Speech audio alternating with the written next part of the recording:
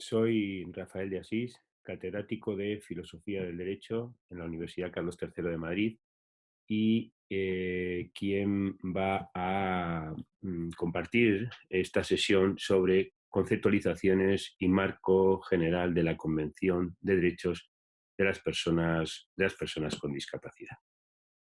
Bien, mi idea es dividir mi intervención en cuatro grandes apartados. Un primer apartado introductorio sobre derechos, valores, discapacidad. Un segundo apartado en donde voy a tratar la cuestión de la accesibilidad, más concretamente el marco general donde esta idea, que va a ser la idea que va a estar presente en toda mi intervención, donde esta idea se desenvuelve. En tercer lugar, me referiré a un aspecto que considero fundamental, como es el de la construcción jurídica de este principio, de este valor o de este derecho, la construcción jurídica de la accesibilidad. Y, por último, haré referencia a los límites que esta idea o que esta construcción puede tener. Bien, comienzo entonces con el primer gran apartado de mi intervención sobre de alguna manera, el apartado introductorio sobre la idea de accesibilidad, los valores, los derechos. Quiero comenzar señalando, aunque seguramente todos ustedes ya lo sepan, ¿no?, que el encuentro entre los derechos humanos y la discapacidad pues, es un encuentro reciente. Como ya se les habrá explicado, cuando se habla de las distintas maneras en las que la historia se ha tratado la cuestión de la discapacidad, se suele hacer referencia al menos a tres grandes modelos, ¿no? Por un lado, el modelo de prescindencia, para el que la discapacidad es una cuestión que hay que, de alguna manera, abandonar. Lo que hay que hacer es excluir a las personas con discapacidad, incluso en algunos modelos lo que hay que hacer es acabar con las personas con discapacidad.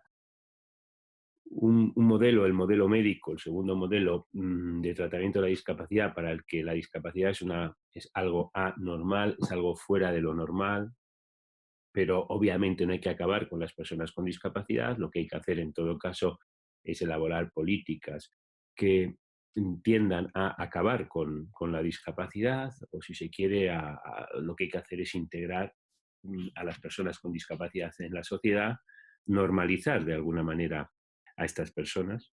Y un tercer modelo, que es el modelo social, para el que la discapacidad es ya una cuestión de derechos, ¿no? Para el que la discapacidad es una cuestión de barreras, es una cuestión de discriminación, y por eso se puede llevar a cabo un enfoque de la misma desde el punto de vista de los derechos humanos. La conexión entre derechos humanos y discapacidad se va a producir en este modelo, en el llamado modelo social, que es un modelo que se produce pues, en el siglo XX, ¿no? Bien entrado ya al siglo XX, en la segunda mitad del siglo XX. Y si analizamos, ¿no?, la entrada de la discapacidad en el discurso de los derechos humanos desde el punto de vista de estos propios, de los derechos humanos, veremos cómo ocurre algo muy parecido. Saben que la historia de los derechos humanos se puede contar de muchas maneras, pero hay una que consiste en señalar distintos procesos. Se habla así del proceso de positivación, del proceso de generalización, del proceso de internacionalización y del proceso de especificación. Muy brevemente, el proceso de positivación pues, es la primera incorporación de los derechos a textos jurídicos, a las constituciones, ¿no? El proceso de generalización, el segundo proceso, pues es digamos, la extensión, o consiste en la extensión de la titularidad de los derechos a sujetos o colectivos que no los tenían satisfechos. Y el tercer proceso es el proceso de internacionalización, que es como el proceso de positivación, pero llevado al ámbito internacional, ¿no?, con la aparición de los primeros tratados o de las primeras declaraciones de, de derechos en el ámbito internacional. Y por último está el proceso de especificación, que consiste en el reconocimiento de derechos a colectivos, a personas, ¿no?, específicas, a colectivos, a personas concretas. Bueno, pues realmente la discapacidad entra en el discurso de los derechos humanos al hilo de estos cuatro procesos, pero sobre todo al hilo de los llamados proceso de generalización y proceso de especificación. piensen ustedes, ¿no? Proceso de generalización, extensión de los derechos, de la satisfacción, de la titularidad de los derechos a personas y colectivos que no los tenían satisfechos. Claramente esto ocurría con la discapacidad. Y proceso de especificación, reconocimiento de derechos específicos a determinadas personas o a determinados colectivos. El encuentro entre los derechos humanos y la discapacidad si lo analizamos desde el punto de vista de los modelos de tratamiento de la discapacidad, se produce al hilo del llamado modelo social. Si lo analizamos desde el punto de vista de los procesos históricos de los derechos, se produce en los 4 procesos, pero sobre todo en el proceso de generalización y en el proceso de especificación. En todo caso, esta conexión derechos humanos y discapacidad no es una conexión fácil, porque se produce cuando tienen lugar una serie de cambios, ¿no? Tanto en el discurso de los derechos como en el discurso de la discapacidad. El discurso de los derechos humanos se tiene que adaptar y el discurso de la discapacidad también se tiene que adaptar para que se produzca ese entronque, esta conexión. ¿Qué cambios se producen en el discurso de los derechos humanos? Bueno, pues básicamente dos. Dos que afectan, ojo, a dos de los grandes referentes del discurso de los derechos humanos, a dos de los grandes principios que están en ese discurso, como son el principio o la idea de dignidad humana y la idea de igualdad. ¿Cómo cambia la idea de dignidad humana? Bueno, pues si nos damos cuenta, si analizamos cómo surge o cuándo surge esta idea de dignidad humana, podremos pensar que esta tiene su origen en el ámbito de la modernidad, al hilo de acompañado, ¿no? De un modelo de ser humano, de una idea de ser humano muy característicos, ¿no? Es en ese momento cuando se empieza a hablar de la excelencia del humano, cuando se sitúa a lo humano en el centro de toda reflexión, cuando se maneja una idea de ser humano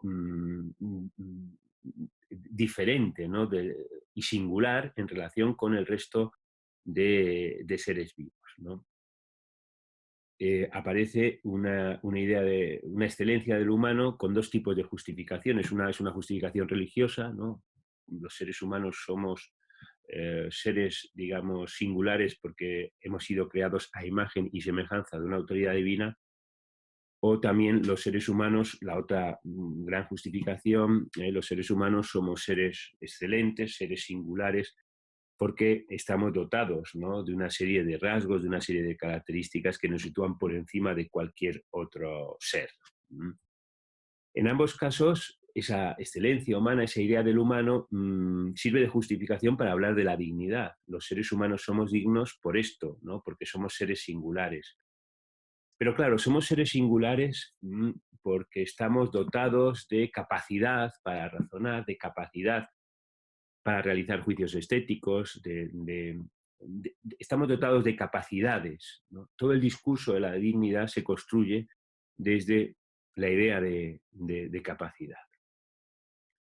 ¿Y esto qué hace? Bueno, pues hace que el discurso de la discapacidad o la idea de la discapacidad esté ajeno a la dignidad humana. Las personas con discapacidad no entroncan en esa idea de dignidad, porque la idea de dignidad va unida, digamos, a la excelencia, ¿no? Y se entiende que esa excelencia no vive bien con la discapacidad. Bien, pues entonces, ¿qué hay que hacer? Pues se tiene que producir un cambio en este concepto de dignidad humana, ¿no? En este modelo de ser humano. Los seres humanos no somos dignos porque somos seres capaces de, ¿no? Sino nuestra dignidad pues viene derivado de la propia idea de persona, ¿no? Y de un concepto de persona no vinculado a la capacidad. Y el segundo gran cambio que se tiene que producir en el discurso de los derechos humanos, les decía que tiene que ver con la idea de igualdad. Y es que también tradicionalmente el discurso de los derechos humanos y su proyección en el derecho ha venido presidido por una idea de igualdad que podríamos considerar que es una idea de igualdad contrafáctica, o si se quiere una idea de igualdad que los hechos la desmienten, ¿no? Si ustedes se dan cuenta, las primeras declaraciones de derechos y buena parte del discurso tradicional de derechos pues, ha partido de la idea de que los seres humanos somos iguales. Somos iguales y debemos ser tratados iguales. Y esto es una idea, como les decía, es una idea contrafáctica, ¿no? Si hay algo que caracteriza a las sociedades desde siempre, si hay algo que caracteriza a la humanidad desde siempre, no es la igualdad, sino la diferencia. Si se quiere, en otros términos, la diversidad. Si nosotros vemos las sociedades, lo que vemos son personas diversas, personas diferentes. Personas diversas, diferentes, bien por sus rasgos, por lo que podemos entender por su condición, o personas diferentes, diversas, por su situación. Y entonces el discurso de los derechos humanos debe partir de esta idea, debe partir de la igualdad, pero de la igualdad en términos de diferencia o en términos de diversidad. Los seres humanos somos diferentes, estamos en situaciones diferentes y lo que tenemos que discutir es si eso que nos hace diferente, la condición o la situación, es relevante para que se nos trate igual o para que se nos trate de forma distinta. Cuando se produce este cambio, que implica la aceptación de la diversidad como un hecho, la entrada de la discapacidad pues también se ve facilitada. Pero los cambios no solamente se tienen que producir en el discurso de los derechos, sino también en el discurso del tratamiento de la discapacidad. Y entre estos cambios, los cambios que se producen en el discurso de la discapacidad, pues a mí me gustaría destacar dos que están muy relacionados y que pueden ser descritos con dos términos, que son los de autonomía y responsabilidad. Con ello lo que quiero decir es que el discurso de la discapacidad, mmm, para entrar, ¿no?, y conectarse con los derechos humanos, tiene que cambiar en el sentido de rechazar el excesivo paternalismo que en muchos casos ese discurso se había desenvuelto. El cuidado de la persona con discapacidad en términos de excesiva protección, la excesiva protección del ordenamiento jurídico, la incapacitación, la acción de un tutor, la decisión sustituyendo la voluntad de la persona con discapacidad, la ausencia de atribución de responsabilidad, todo esto se lleva mal con un discurso de los derechos humanos. Entonces, el discurso de los derechos, de la discapacidad, del tratamiento de la discapacidad, debe subrayar la autonomía de las personas con discapacidad, debe pensar que también muy unido al concepto de dignidad humana está la equivocación. Los seres humanos nos equivocamos, tomamos decisiones erróneas y esto nos hace dignos y esto debe proyectarse también hacia las personas con discapacidad y al mismo tiempo que se potencia su autonomía, potencia su responsabilidad. Las personas con discapacidad son responsables también de sus decisiones, son responsables de sus actos, ¿no? Y esto debe presidir, ¿no?, la manera de entender la discapacidad y su tratamiento. Ello no quiere decir que no haya excepciones, claro, pero lo que no podemos construir es el discurso desde la excepción, es decir, el discurso desde la no autonomía o del discurso desde la ausencia de responsabilidad. No, autonomía y responsabilidad son los referentes y luego tendremos que ver las excepciones. La diversidad es el referente, luego tendremos que ver cómo abordamos la cuestión de la, de la igualdad y del trato igual. Y hay un gran referente que sirve para también entroncar, ¿no?, sirve para unir el discurso de los derechos humanos y la discapacidad, que es en el que más me voy a centrar yo a partir de ahora, que es el de la accesibilidad, el de la accesibilidad universal. La idea de accesibilidad es una idea esencial en cualquier contexto, ¿no? Nosotros buscamos que todo, productos, entornos, servicios, bienes, derechos, sea accesible, ¿no? Hacer que las cosas sean accesibles, además, nos parece rentable desde cualquier punto de vista, pero incluso también desde un punto de vista económico.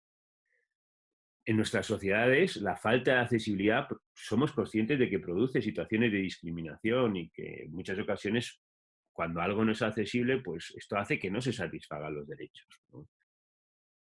Y si de alguna manera podemos describir la historia de los derechos humanos en términos de lucha contra discriminación, de lucha contra la discriminación, la accesibilidad, la lucha porque las cosas, los bienes, los productos, los servicios sean accesibles, pues que en definitiva es lucha contra las barreras, podemos pensar que ha ocupado un importante lugar dentro de esta lucha contra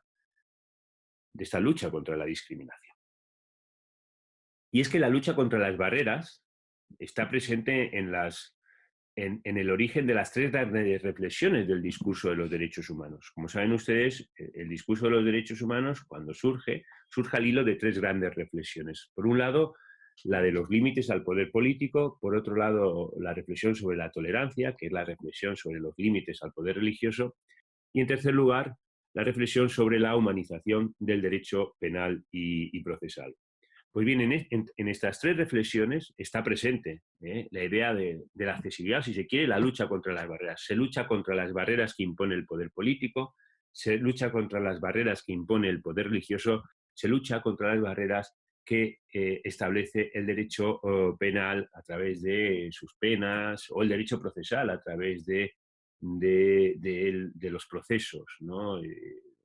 Y en este sentido, también, ¿no?, en los diferentes procesos que antes me refería: positivación, generalización, internacionalización y especificación, la accesibilidad está presente al hilo de la universalidad, está presente al hilo de la igualdad. La accesibilidad universal en el discurso de los derechos exige la posibilidad de facilitar el acceso de todos y todas, de todos y todas, a todo; o dicho de otra manera, el acceso de toda persona a todos los derechos y a todos los bienes. Y esto es importante, y lo aclararé a lo largo de mi intervención. Esto no está reñido con la justificación de un trato diferente o de un trato específico. Esta idea de accesibilidad, el acceso de toda persona a todo, de alguna manera, y en un primer momento, se presenta a través de lo que se ha denominado como diseño universal o diseño para todos. La idea del diseño universal o del diseño para todos surge también en la segunda mitad del siglo XX y se concreta a través de siete grandes principios: el uso equitativo, el uso flexible, el uso simple e intuitivo, la información perceptible, la tolerancia al error, el bajo esfuerzo físico y el adecuado tamaño de acceso y uso. Normalmente esta idea de diseño universal surge en el ámbito de la arquitectura y tiene mucha más presencia en ese ámbito de la arquitectura, aunque luego se extiende a otros muchos ámbitos. El diseño universal exige que todo sea accesible, tanto lo ya elaborado, configurado, construido, cuanto aquello que está por elaborar, por configurar o por construir. Por eso a veces se manifiesta a través de medidas de accesibilidad que tratan de hacer accesible aquello que se hizo en un determinado momento de manera justificada, ¿no?, pero que no era accesible, porque quizá esta idea no estaba planteada, o porque no existían recursos, o porque el conocimiento científico no había avanzado. El diseño universal permite que cualquier persona, independientemente de su condición o de su situación, pueda comprender y usar los bienes, los productos, los entornos, los servicios, también los derechos, contribuyendo así a la accesibilidad universal. Su insatisfacción no justificada, no satisfacer el diseño universal, supone claramente una discriminación, y esta discriminación se vuelve más importante si esta insatisfacción tiene que ver con los derechos. Creo que toda esta reflexión que acabo de hacer sobre la accesibilidad y sobre el diseño universal, diseño para todos y todas, es una reflexión que vale obviamente para el mundo de la discapacidad, pero que no se centra solo en el mundo de la discapacidad.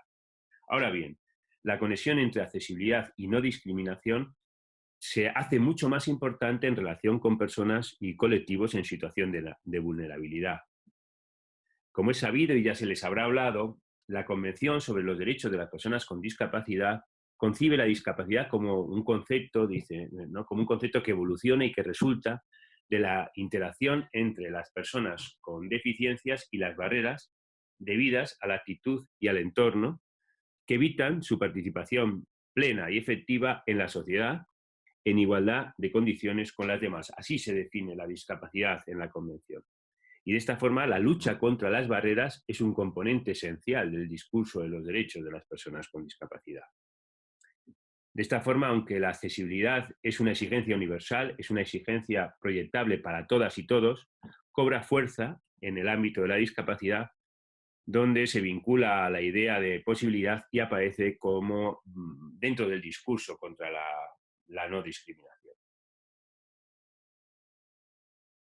De alguna manera podríamos decir que la discapacidad es una situación que se produce precisamente por la falta de accesibilidad. Bien, y una vez hecha esta introducción, paso ya al segundo apartado de mi intervención, que, como les dije ya en su momento, se refería al marco general de la accesibilidad. La accesibilidad aparece en la Convención sobre los Derechos de las Personas con Discapacidad en su artículo 9. Bueno, aparece en varios puntos, ¿no? Pero sobre todo es definida en su artículo 9. El artículo 9 de la Convención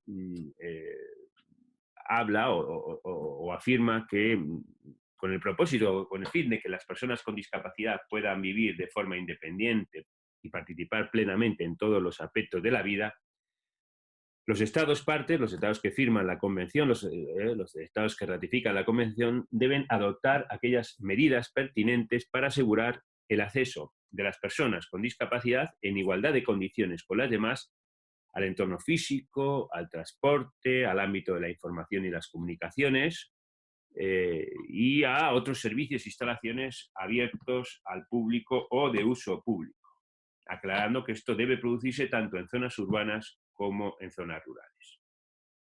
Este es el gran artículo, el artículo 9 es el artículo sobre la accesibilidad, pero les decía antes que la accesibilidad aparece en otros muchos ámbitos, ¿no? Aparece en el ámbito de los principios, aparece cuando se habla del acceso a la información, aparece cuando se habla de la movilidad personal, cuando se habla de la salud, cuando se habla del empleo, cuando se habla de la participación política, cuando se habla de la participación en la cultura o el deporte. Y es importante ser consciente de que el artículo 9, al que antes me he referido, señala o menciona tres grandes derechos cuando se refiere a la accesibilidad. Habla de la vida independiente, habla de la participación en la vida social y habla de la igualdad de oportunidades. Estos tres grandes derechos se sitúan como justificación de la accesibilidad. Por otro lado, en el preámbulo de la Convención puede leerse que la accesibilidad es importante para que las personas con discapacidad puedan gozar plenamente de todos los derechos humanos y de las libertades fundamentales. Y por eso siempre he destacado que cuando hablamos de accesibilidad debemos ser conscientes de que podemos hablar en dos sentidos. Por un lado está el sentido restringido, la accesibilidad en un sentido restringido, que es como normalmente se entiende esta idea, la idea de la accesibilidad. Se habla de la importancia de que toda persona pueda acceder, ¿no?, a productos, objetos, a instrumentos, a herramientas, a entornos, servicios. Esto es lo que yo llamo la accesibilidad en un sentido restringido. Sin embargo, la accesibilidad también se puede entender en un sentido amplio. Y cuando hablamos en un sentido amplio, lo que estamos diciendo es que además de todo lo anterior, la accesibilidad es una idea que se proyecta también sobre bienes y sobre derechos. Esta manera de entender la accesibilidad, cuando hablamos de accesibilidad no solamente estamos hablando aquí de un edificio, que podamos acceder a un edificio, no, estamos diciendo también que, por ejemplo, debemos poder ejercer un derecho. Los derechos tienen que ser accesibles también. Esta idea de accesibilidad, entender así la accesibilidad, pues permite considerar a la accesibilidad como el eje, de alguna manera, de los derechos de las personas con discapacidad. Podemos hablar así de el eje de la accesibilidad como el marco que sirve para identificar el sistema de derechos de las personas con discapacidad. Se trata de un eje compuesto por dos grandes ideas, porque la accesibilidad de alguna manera se muestra, ¿no?, a través de dos grandes ideas. Por un lado, el diseño universal, ya he hablado de él, y por otro lado, los ajustes razonables. Este eje de la accesibilidad de alguna manera está en algunas legislaciones, ¿no? Y claramente, por ejemplo, está en la legislación española en materia de discapacidad. La ley española, la Ley General de Discapacidad en España, entiende la accesibilidad o afirma, dice en su artículo 2, la accesibilidad presupone la estrategia del diseño universal y se entiende sin perjuicio de los ajustes razonables. Bueno, esto sirve un poco para entender la idea de la accesibilidad. La accesibilidad sí se expresa de dos maneras. Como diseño universal, es decir, un principio general fuente de obligaciones específicas, todo tiene que ser accesible,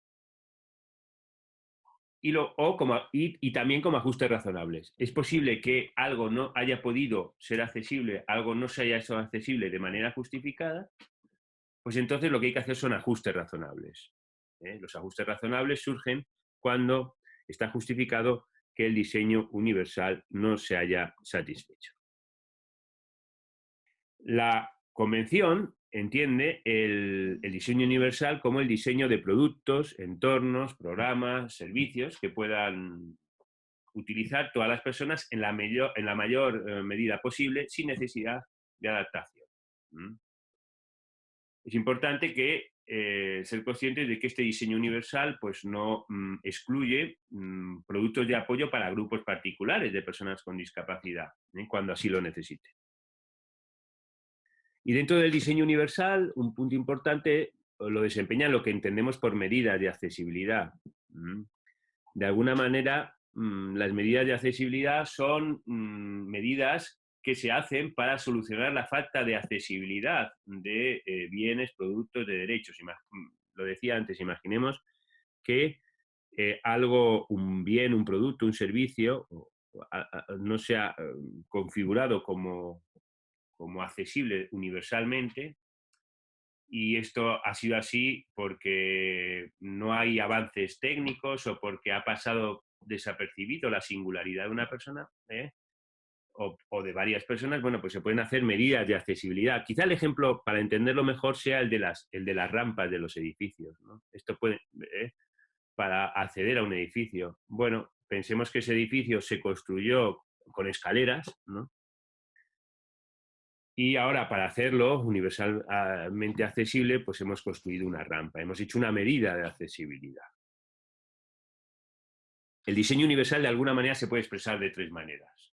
En un sentido estricto y propio, tener en cuenta el acceso de las personas con discapacidad en la propia configuración de cualquier cosa. Este sería el sentido estricto y propio del diseño universal. Un sentido estricto impropio, que es cuando se trata de realizar actuaciones concretas de accesibilidad hacia grupos de personas con discapacidad en la configuración de cualquier cosa, o también como medidas de accesibilidad. Actuaciones destinadas a garantizar el acceso a cosas ya configuradas por parte de todas las personas con discapacidad o por parte de grupos de personas con discapacidad. ¿Y qué son los ajustes razonables? El artículo 2 de la Convención habla de ajustes razonables como modificaciones y adaptaciones necesarias y adecuadas que no impongan una carga desproporcionada o indebida cuando se requieran en un caso particular para garantizar a las personas con discapacidad el goce o ejercicio en igualdad de condiciones que las demás de todos los derechos humanos y libertades fundamentales. De alguna manera, los ajustes razonables funcionan entonces cuando, por algún motivo justificado, la accesibilidad universal falla. Cuando una persona requiere una adaptación concreta, por ejemplo, en su puesto de trabajo. Cuando hay puesto de trabajo, una medida concreta dirigida a un determinado sujeto que permite que el bien, el derecho, el producto, el entorno, le sea accesible. Los ajustes razonables son, por tanto, una medida fundamental en el ámbito de la accesibilidad universal, aunque, como veremos más adelante, es una medida problemática. ¿Y por qué? Pues porque en su propia definición, como les decía antes, aparece la idea de la carga indebida. El ajuste se justifica cuando no supone una carga indebida. Y esto hace que en muchas ocasiones, muchas legislaciones se apoyen en esta de la carga indebida para no satisfacer la accesibilidad universal. Algo no es accesible universalmente, pero tampoco se realiza ajuste razonable porque se considera que la carga, que el peso es desproporcionado. en muchos casos el coste. El contenido del eje de la accesibilidad, diseño universal, ajustes razonables, se expresa normalmente a través de la idea de apoyo y asistencia. ¿Mm? Y es que, como hemos visto, el diseño implica configurar algo como susceptible de ser utilizado por todos, lo que incluye diseño universal en diseño universal estricto y propio, tener en cuenta a las personas con discapacidad en su propia configuración, esto es, apoyar y asistir desde el principio el acceso, apoyar y asistir desde el principio el acceso, diseño universal en sentido estricto y impropio, recuerden, realizar actuaciones concretas hacia las personas con discapacidad, que en definitiva es apoyar y asistir el acceso a través de adaptaciones generales, y medidas de accesibilidad, medidas generales a todas las personas o a las personas con discapacidad que participan de los sentidos anteriores. Los ajustes, por su parte, suponen el apoyo o la asistencia al acceso dirigido a personas concretas en situaciones también concretas. Por eso la idea de apoyo y asistencia, ya sea a través de personas, ya sea a través de objetos también, ¿no? De técnicas, pues se convierte en esencial en todo el discurso de los derechos de las personas con discapacidad y claramente en el discurso de la accesibilidad. Los apoyos, la idea de los apoyos tienen dos grandes sentidos que están muy relacionados. Uno de ellos está conectado con el ejercicio de los derechos. Imagínense, hablamos de apoyo en el ámbito educativo, hablamos de empleo con apoyo. Son medidas que hacen accesible la educación, que hacen accesible el trabajo. Hablamos de apoyo en la toma de decisiones, medidas relacionadas con el ejercicio de la capacidad. Y algo parecido ocurre con la asistencia. Existen tres grandes sentidos de la asistencia también relacionados. Uno, conectado con el ejercicio de los derechos en relación con la vida independiente. Apoyos para llevar a cabo una vida independiente. Apoyo para las actividades básicas o fundamentales de la vida diaria. Apoyos para la atención al desarrollo, para la atención temprana, para la atención socioeducativa o para la atención sociosanitaria. Por eso les decía que apoyos y asistencia son dos ideas fundamentales de la accesibilidad y del discurso de los derechos. Tienen que ver con el ejercicio de los derechos, con el acceso al ejercicio de los derechos, el acceso a la toma de decisiones, el acceso a las actividades básicas de la vida diaria, el acceso a la atención al desarrollo. Y de alguna manera, dentro de estos apoyos, dentro de la asistencia, es posible diferenciar una proyección general o universal, en donde tiene cabida el diseño, y una proyección particular, en donde entran en juego los ajustes. ¿Y cómo se construye jurídicamente, cómo es posible construir jurídicamente todas estas ideas, esta idea del diseño, los ajustes, los apoyos, la asistencia? ¿Cómo es la construcción jurídica de la accesibilidad? Bien, esta es una cuestión difícil porque no está claro, y los textos jurídicos en muchas ocasiones pues, se refieren a la accesibilidad y a veces se refieren como principio, a veces se refiere como obligación y raramente como derecho, ¿no? El Comité sobre los Derechos de las Personas con Discapacidad de Naciones Unidas, en su observación general número 2, que trata precisamente sobre la accesibilidad universal, ha relacionado la idea de accesibilidad universal con el derecho de acceso, presente, por ejemplo, en la Convención Internacional sobre la Eliminación de toda forma de discriminación racial de 1965. Nosotros, cuando digo nosotros, un equipo, ¿no? En el ámbito del Instituto de Derechos Humanos hablamos en su momento, señalamos que la accesibilidad podía configurarse de cuatro formas distintas, ¿no? Por un principio, en primer lugar, como un principio jurídico, también como contenido esencial de todo derecho fundamental, como exigencia de no discriminación o como derecho de accesibilidad en sentido estricto. A mí lo que me parece más interesante es tener en cuenta la accesibilidad como derecho. Y es que es posible, ¿no? La accesibilidad, claramente, decía antes, se relaciona con los derechos y la accesibilidad puede aparecer como un derecho singular. Esto es como, podemos hablar de un derecho a la accesibilidad de bienes, productos y servicios, pero también podemos hablar de la accesibilidad como elemento imprescindible del contenido de los derechos. La accesibilidad, de alguna manera, forma parte del contenido esencial de un derecho, y en muchos casos de un derecho fundamental. Hablamos así del acceso, de la comprensión del derecho, del ejercicio del derecho, de la práctica del derecho. Si nosotros pensamos en un derecho que no es accesible, ese derecho es un derecho insuficiente, es un derecho ineficaz. Si nosotros decimos, reconocemos el derecho a la educación, pero no permitimos el acceso a la educación, no nos sirve de nada ese reconocimiento. Por eso a veces la accesibilidad constituye un elemento imprescindible del ejercicio de los derechos, forma parte del propio contenido de los derechos. Cuando el derecho es inaccesible, se está violando el derecho.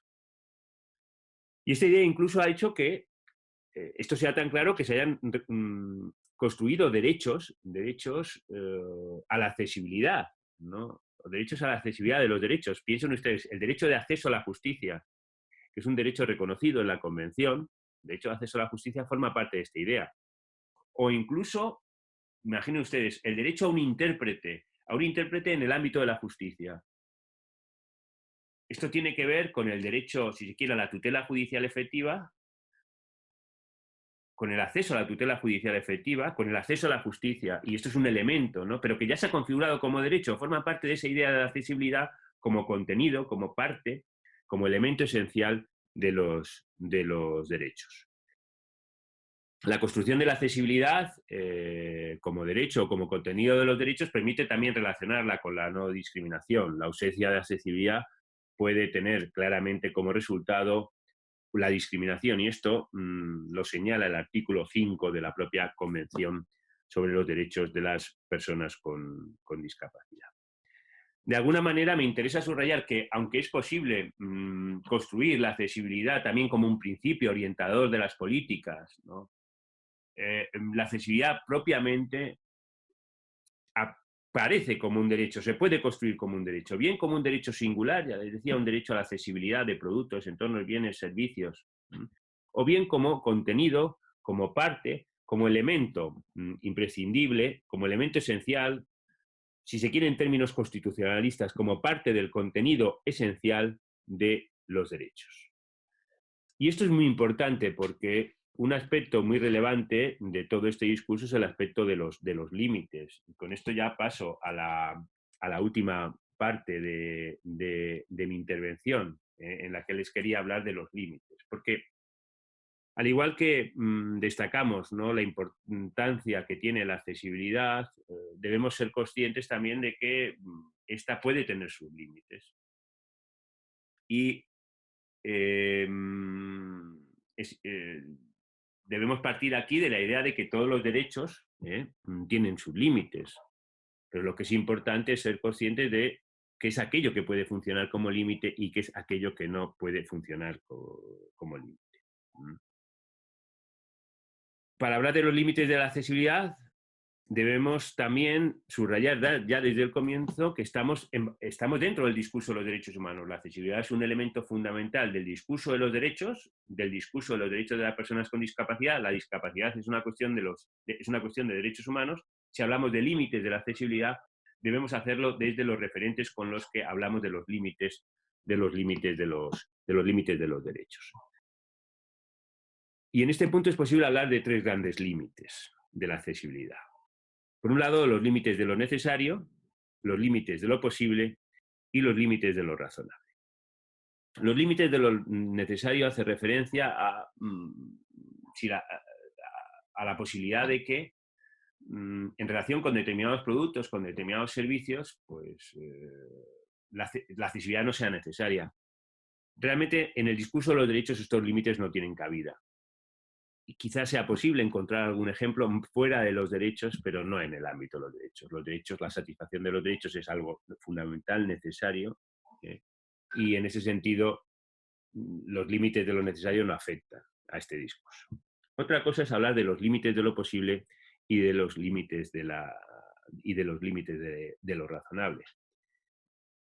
Piensen que cuando hemos definido el diseño universal, decíamos, bueno, se trata de hacer todo accesible siempre que sea posible. Y claro, pueden darse circunstancias en donde la accesibilidad universal no sea posible. ¿Mm? No sea posible, ¿por qué? Pues porque el estado de conocimiento o la diversidad humana hagan imposible que algo sea completamente accesible. El estado de la ciencia y la técnica o la posibilidad de conocer la diversidad humana puede tener aquí cabida. Pero también puede haber un segundo tipo de límites, que son los límites de lo razonable. Y así como los límites de lo posible se proyectaban sobre todo en el diseño universal, decía, bueno, es que es posible que algo mmm, no haya podido hacerse accesible. Ojo que entonces entran los ajustes. Claro, el estado de la ciencia pues no permite que X servicio sea accesible, pero entonces yo lo que tengo que hacer es intentarlo hacerlo a través de la vía de los ajustes. Pero claro, en los ajustes aparece el segundo de los grandes límites, de los que hablaba al hacer referencia a la accesibilidad, que son los límites de lo razonable. ¿Mm? Y es que la idea de lo razonable está presente en los ajustes en dos momentos. En el primero,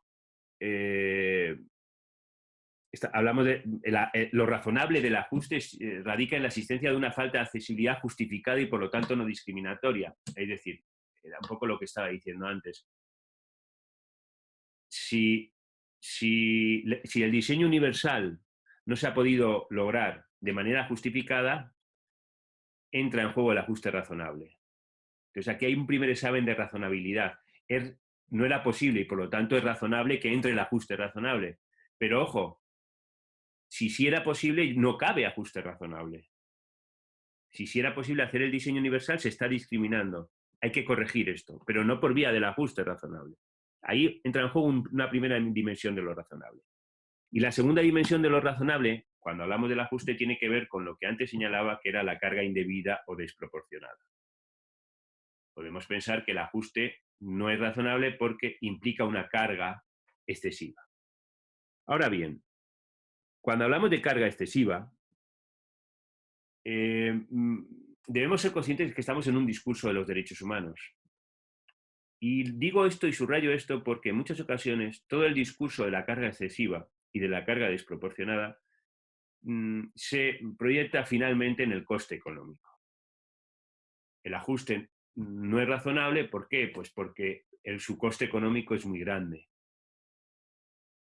Y quiero subrayar que si estamos en el discurso de los derechos, el coste económico no es una razón de primer orden. Los derechos pueden encontrar sus límites en derechos de otros o en bienes de igual valía, pero no en un coste económico. El coste económico no quiero decir con ello que no sea relevante, pero puede ser relevante siempre y cuando se asocie a insatisfacción de derechos. Es decir, yo podré decir, bueno, el ajuste no es razonable, ¿por qué? Pues porque implica que dejo sin satisfacer derechos de otros. Y entonces lo que yo tengo que ver a la hora de saber si voy a hacer el ajuste es ponderar. Pero no puedo tener como razón, no puedo dar como razón que cuesta mucho. Y esto tradicionalmente se hace. Y esto implica, y con esto ya voy terminando, implica no ser conscientes de que la accesibilidad y la discapacidad están dentro del discurso de los derechos humanos. Estamos hablando de satisfacción de derechos y los derechos, los límites los tienen en otros derechos. Bien, termino ya. He querido centrarme sobre todo en los principales valores y en concreto en la idea de accesibilidad, ¿no?, dentro del discurso de los derechos, porque nos permite dar idea, ¿no?, de esa evolución, de la importancia que tiene analizar la discapacidad desde el punto de vista de los derechos y nos permite también ver, en muchos casos, las insuficiencias todavía existentes a la hora de satisfacer los derechos de las personas con discapacidad. Con esto termino. Muchas gracias y quedo a su disposición.